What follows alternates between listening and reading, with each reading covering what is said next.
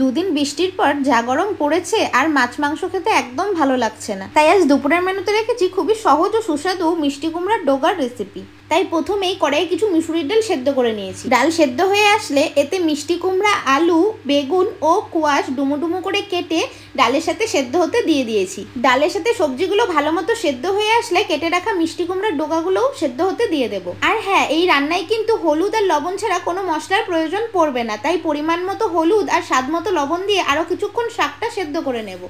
শাকগুলো সেদ্ধ হতে হতে এই রান্নার প্রধান উপকরণ কয়েক কোয়া রসুন, তা আমি থেতো করে নিলাম। এবার কড়াইয়ে কিছুটা তেল দিয়ে ফোড়নে গোটা কয়েক শুকনো লঙ্কা ও থেতো করা রসুন দিয়ে ভালো মতো ভেজে নেব।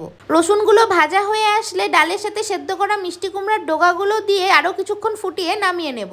তবে জানি অনেকে এই রান্না দেখে নাক ছিটকাবে, তবে একবার গরম ভাতের সাথে খেয়েই দেখো, অমৃতর থেকে কম কিছু লাগবে না। বাড়িতে বানিয়ে খেয়ে বলো কেমন খেলে।